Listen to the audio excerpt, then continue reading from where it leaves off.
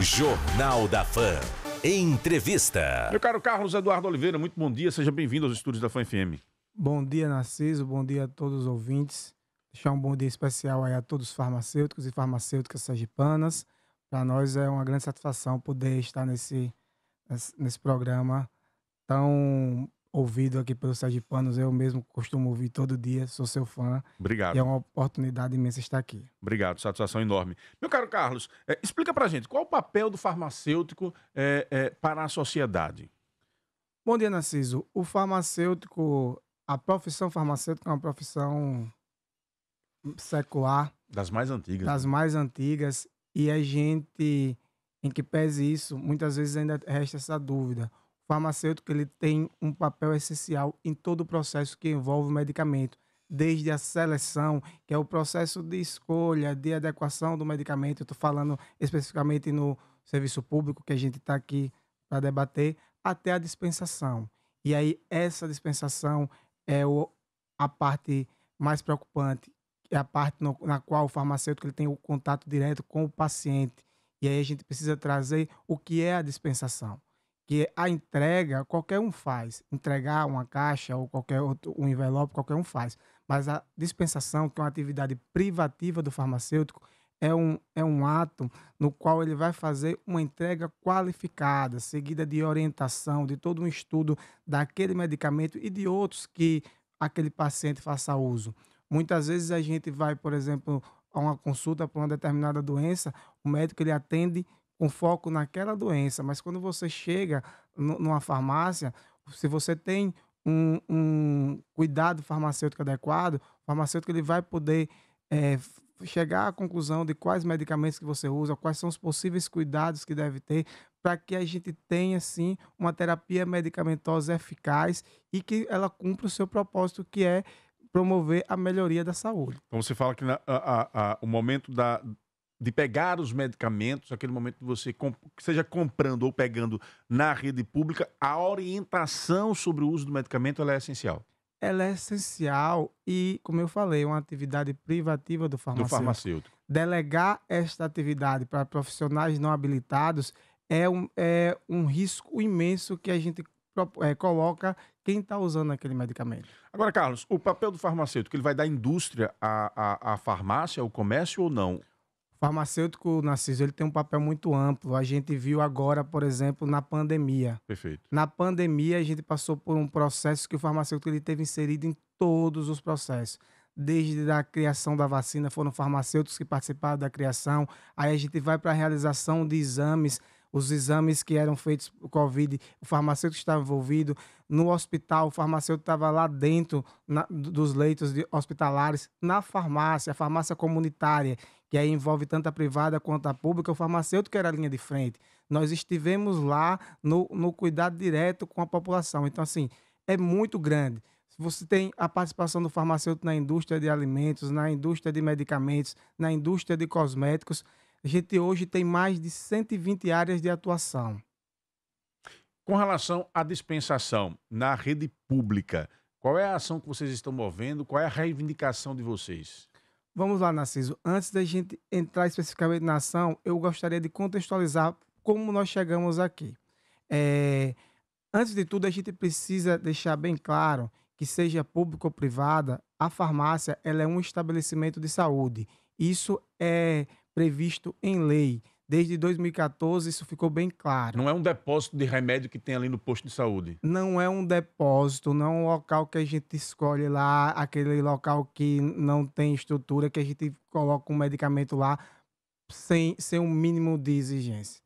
Por exemplo, Narciso, hoje o privado, se ele vai abrir uma farmácia, ele tem que cumprir uma série de exigências. Exigências essas que muitas vezes vêm do ente público.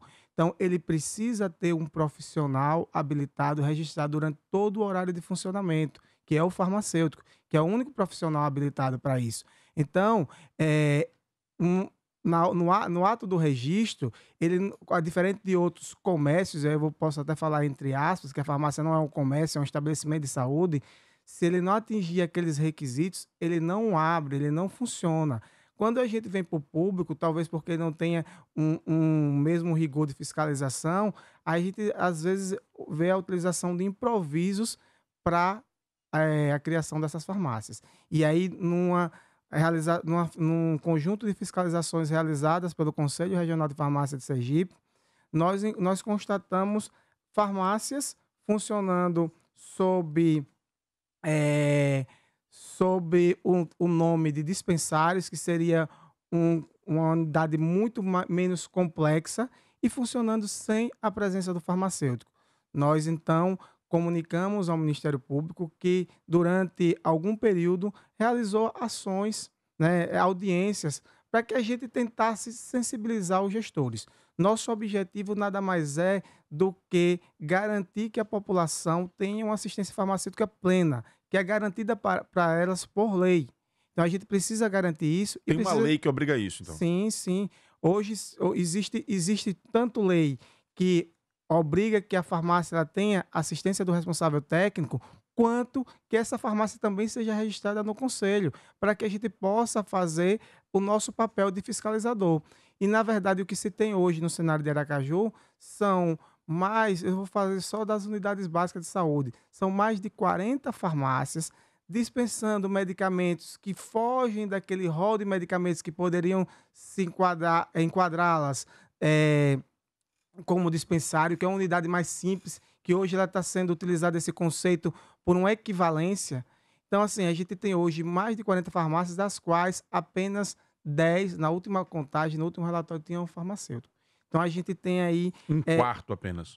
Um quarto apenas com farmacêutico, e a população sendo exposta a esse risco. Porque, assim, é um risco sanitário iminente que tem a dispensação de medicamentos por profissionais não habilitados. O que se tem hoje na Prefeitura de Aracaju, Narciso, são pessoas, e aí com todo respeito a esses profissionais, mas que não são habilitados, são pessoas contratadas para realizar atividades administrativas, como atender o telefone, recepcionar os pacientes, marcar exames, e essas pessoas são colocadas em farmácias para atender uma população. Isso é uma coisa que, assim, é inconcebível. A gente precisa que as autoridades voltem o olhar para essa situação. Eu ouvi aqui, achei muito interessante a fala do vereador Ricardo Vasconcelos, falando da atuação técnica da Câmara. A gente precisa disso. Não é um momento de atuação política. A gente precisa que todas as autoridades... eu não sei se o prefeito sabe dessa situação. Então, aqui a gente quer levar essa informação. Eu não sei se os vereadores... Já tiveram com o prefeito para um diálogo direto? Ainda não. Não. Mas já solicitaram audiência? Já preparamos a documentação. Ontem a gente conseguiu fazer um contato com o presidente da Câmara.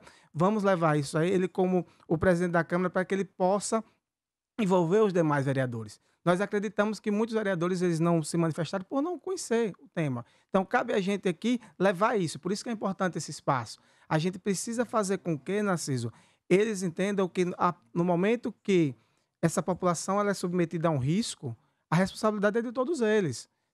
São milhares de pessoas que estão recebendo medicamentos de forma inadequada, sem a devida assistência do farmacêutico. E aí, Narciso, a gente precisa fazer uma reflexão se vale a pena, porque a Prefeitura de Aracaju ela busca ampliar o acesso, e você vê uma propaganda que você tem, por exemplo, mais de 40 farmácias nos bairros, que isso evita que a população se desloque, que é uma população carente, que não tem o custo na busca desse medicamento. Mas eu te pergunto, vale a pena fazer uma ampliação do acesso de uma forma desqualificada, sem cumprir a lei? Então, a gente está aqui para isso, para esclarecer. Tentamos de todas as formas, apresentamos dados epidemiológicos mostrando o impacto na saúde da população da não assistência farmacêutica, dados econômicos, porque o farmacêutico lá, ele traz economia, tem comprovação. O farmacêutico na farmácia, ele vai evitar que um medicamento vença, vai garantir uma dispensação correta. Então, assim, são várias etapas que ele atua lá, que isso dá um retorno, isso não é gasto, isso é investimento. E o maior deles, Narciso, é buscar, a gente não vai ter uma garantia de 100%, mas a gente vai buscar que a população ela receba o medicamento correto, na dose correta, e evitar riscos de dano à saúde e até morte. existem vários casos de mortes de pessoas por uso inadequado de medicamentos. Então, aqui em Aracaju hoje, a prefeitura, a secretaria, ela sabe desse risco. E aí, Narciso, eu deixo isso aqui, eu quero deixar esse registro. Se acontecer algum desfecho negativo para a saúde de alguém, ou a morte de alguém, não é um acaso, não vai ser uma surpresa. Isso é por conta da negligência. Nós precisamos que haja uma mobilização e que a prefeitura assuma seu papel e coloque os profissionais lá dentro, em vez de tentar ficar burlando a lei. Usando um termo equivalente para se desvincular da responsabilidade de contratar o profissional farmacêutico. Então, quando você muda o nome do setor lá, ela usa o argumento de que não precisa ter o farmacêutico na unidade. Existe uma jurisprudência e que, com base numa definição que chama dispensário, que é uma pequena unidade de medicamentos que, na verdade, é utilizada em hospitais de pequeno porte, que não faz a dispensação direta para pacientes, é para uso local. Só que, como a lei ela sempre dá mais de interpretação, ele fala de pequenas unidades hospitalares e equivalentes. E aí a prefeitura tenta usar desse argumento. Só que existem outros fatores que caracterizam esse dispensário, como, por exemplo, uma relação específica de medicamentos. O que se tem hoje, por exemplo, são 45 farmácias dispensando medicamentos como antimicrobianos, que são aqueles antibióticos, que hoje são medicamentos de uso restrito, até por conta do dano que eles podem causar à saúde, resistência bacteriana, dentre outros, uso irracional, que esses medicamentos eles estão sendo utilizados nessas farmácias, dispensados por pessoas não habilitadas. Isso não é legal, porque existe resolução, existe lei que diz que esse medicamento ele só pode ser dispensado sob a responsabilidade do farmacêutico. Então, isso em si já descaracterizaria qualquer tipo de conceito similar de dispensário. Eu tenho um ouvinte para interagir com Carlos Eduardo aqui no Jornal da FAM, presidente do Conselho Regional de Farmácia. Vamos lá, Wendel Lessa. Bom dia, Narciso. Bom dia, moço farmacêutico. Eu queria saber dele, Narciso, o seguinte: a quem eu procuro para fazer uma reclamação, porque eu fui submetido a uma cirurgia de olhos em Belo Horizonte, glaucoma e catarata, e o médico lá de Belo Horizonte prescreveu dimetilpolicilloxane. Em Belo Horizonte eu comprei o genérico, que é o acetato de prednisolona. Acetato de prednisolona. Lá eu encontrei, em Belo Horizonte, chegando aqui em Aracaju, eu percorri o centro de Aracaju e o Siqueira Campos, não encontrei esse medicamento. A quem eu devo procurar, senhor farmacêutico? Me dê aí essa informação. Estou aguardando, Narciso. Um bom dia. Aqui quem fala é Joca. Valeu, Joca. Obrigado, doutor Carlos. Fica à vontade. Então, na verdade, a venda de medicamentos já não fica restrita a gente. A gente faz a supervisão. O ideal, e aí sem fazer propaganda, é que ele procure umas farmácias maiores, que às vezes o medicamento ele tem um alto custo e aquela farmácia pequena não detém estoque. Ou então, muitas vezes, ela só adquire aquele medicamento sob demanda. Então, ele pode procurar uma farmácia, verificar a possibilidade com a receita, procurar o farmacêutico. Inclusive, eu recomendo ao senhor que procure uma farmácia que tenha um farmacêutico, que se o senhor for numa farmácia que ela não tenha, isso aí já seria um motivo para o senhor não ir, até porque essa informação que eu estou dando aqui, o nosso colega lá, ele pode dar e ele pode fazer toda essa intermediação para que ele tenha o medicamento que faz necessário, né? Meu caro Carlos Eduardo, tenho certeza que os vereadores de Aracaju, ouvindo esse seu relato, devem lhe convidar para uma tribuna livre na Câmara, para que você possa expor lá na Câmara toda essa situação, dialogar com a bancada e a bancada intermediar esse papo com a secretária Vanesca Barbosa, que nós também vamos questionar a ela um pouco dessa posição do Conselho aqui no Jornal da FAM. E tenho certeza que também a bancada vai tentar intermediar um diálogo do Conselho com o prefeito de Aracaju. Essa ação está tramitando em que esfera? Então, Narciso, depois de todas as tentativas frustradas de um acordo, né, para que a gente garantisse a assistência farmacêutica, ao final a Prefeitura de Aracaju apresentou como uma proposta a contratação de 2 farmacêuticos para cobrir todas as unidades. Humanamente impossível. Cada unidade deveria ter pelo menos um farmacêutico a depender do horário de funcionamento. Se funcionasse, por exemplo, em horário comercial, teria um farmacêutico lá trabalhando 8 horas, com intervalo para o almoço, ou aquelas que funcionam direto, teria um farmacêutico pela manhã e outro pela tarde. Então, é inviável. Diante dessas tentativas frustradas, foi ajuizada uma ação pelo Ministério Público, por meio do Dr. Rony, e essa ação, na verdade, vai buscar com que Aracaju cumpra a lei, que é colocar o farmacêutico nessas unidades, ou então eles vão ter que retirar a oferta de alguns medicamentos dessas unidades, o que, a nosso ver, seria um grande prejuízo para a população, por toda essa contextualização de distância, de condição financeira das pessoas. Então, assim, a gente espera agora com essa ação haja uma retomada desse diálogo, e o ideal, Narciso, seria sim que não precisasse ser resolvido dessa forma. Você falou aqui dos vereadores, é nossa expectativa, a gente espera realmente que os vereadores, eles entendam, a gente vai fazer essa fala, gostaria muito de ter uma oportunidade de levar isso para a Câmara, para um grande público, para a gente fazer, apresentar detalhes. Estamos em fase de elaboração de um novo relatório de fiscalização, porque a gente tinha feito isso em 2022. Então, nossos fiscais estão na rua fiscalizando as farmácias para que a gente tenha um panorama atual dessa situação, que a gente possa levar, e o mais importante, que a gente tenha uma solução, que a solução é a única,